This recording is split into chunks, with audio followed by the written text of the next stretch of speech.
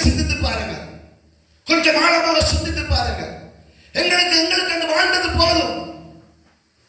எத்தனையோ ஆத்மாக்கள் அழிந்து கொண்டிருக்கிறது, எத்தனையோ குடும்பங்கள் சிதறிக்கப்படுகிறது, ஆலோசனை இல்லாதபடி, தேவன் இல்லாதபடி எத்தனையோ வாழ்வர்கள் அழிக்கப்படுகிறார்கள், எத்தனையோ வாழ்வர்கள் போதைக்கு அடிமையாகி தள்ளிப்பட ஹாஸ்பிட்டலில் பைத்தியக்காரன் போல இருக்கிறார்கள். கொஞ்சம் சிந்தித்து பாருங்க, கொஞ்சம் ஆழமாக யோசித்து பாருங்க. நீங்க எத்தனை பேர் படிக்கிற கொப்பிக்க வேலைக்கு போறீங்க, எத்தனை பேர் டெக்ஸ்ட் கொண்டு போறீங்க, எத்தனை பேர் தேவனை நேசிக்கிறான்னு கொடுக்குறீங்க.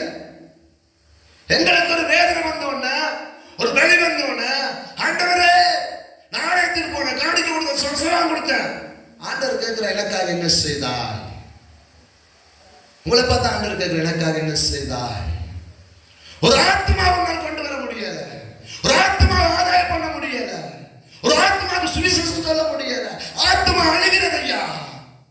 ஆத்மா பாதாளத்தை நோக்கி போகிறது, பாவத்தை நோக்கி போகிறது. ஹல்லேலூயா. இந்த மனிதன் கண்ணீரோடு அழுது சொன்னாரா, ஆண்டவரே நான் செய்தது தவறு, மறுபடியும் என் ஜீவனை எனக்கு தாரும், உமது சுவிசேஷத்தை நான் விதையாக விதைக்கிறேன் என்று சொல்லி ஆண்டவர் ஒரு நொடி பொழுதுல சுத்தி நின்ற 10 பேர் சொன்னாங்க இவனை காப்பாற்ற முடியாதுன்னு. இவன் ஒரு நொடி பொழுது மனம் திரும்பின பொழுது தேவன் அந்த இருதய நோயை மாற்றி இன்று வரைக்கும் தேவனுடைய சுவிசேஷத்தை சொல்லிக் கொண்டு தெரிகிறாங்க.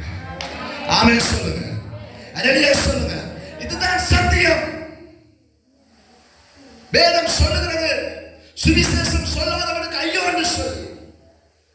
நாங்க ரட்சிக்கப்பட்டுட்டோம் ஐயா, நாங்க தேவனை அறிந்துட்டோம். குடும்பம் முக்கியம், குடும்ப ஆசீர்வாதம் முக்கியம், கடவுளுக்கு கொடுக்க வேண்டிய பணி முக்கியம். ஆனா அதை விட மிக முக்கியம் அழிந்து போற ஆத்மாக்காக நீ நானும் செபிக்க வேணும். ஆமென் சொல்லுங்க. ஆத்மாக சுவிசேஷம் தான் சொல்ல இயலாது ஐயா. அழிகிற வாலிபனுக்காக திறப்புல என்று செபிங்க ஐயா. உன் சத்தத்தை கேட்டு கர்த்தர் அநேக வாலிபர்களை கொண்டு வருவார். ஆமென் சொல்லுங்க, அல்லேலூயா சொல்லுங்க. அழிந்து போகிற இந்த ஆத்மாக்களை ஆதாயம் பண்ணத்தான் கர்த்தர் உங்களை தெரிந்து கொண்டிருக்கிறார். ஆமென் சொல்லுங்க, அல்லேலூயா சொல்லுங்க.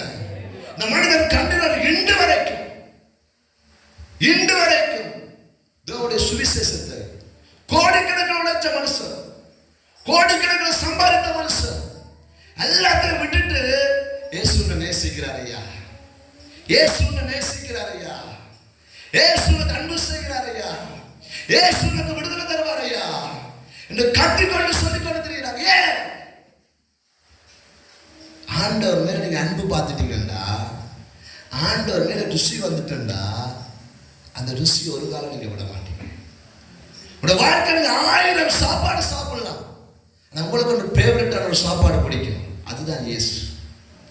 ஆமென் சொல்லுங்க, அல்லேலூயா சொல்லுங்க, ஆமென் சொல்லுங்க. ஐயா ஒரு தீர்மானம் பண்ணுங்க, இந்த வருஷம் எப்படியாவது ஒரு ஆத்மா உண்டு, ஒரு ஆத்மா நான் திருச்சபைக்குள்ள கொண்டு வந்துருவேன், ஒரு ஆத்மாவை திருச்சபைக்குள்ள கொண்டு வந்துருவேன். நீ தீர்மானம் பண்ணிப்ப, கர்த்தர் உன்னுடைய வாழ்க்கையில் பெரிய ஆசீர்வாதத்தை கொண்டு வருவார், பெரிய ஆசீர்வாதத்தை, பெரிய ஆசீர்வாதத்தை கொண்டு வருவார். ஹல்லேலூயா, ஹல்லேலூயா. அருமையான தேவனுடைய பிள்ளைகளே, இன்னும் ஒரு காரியத்தை காண்பித்து நான் முடிக்கிறேன்.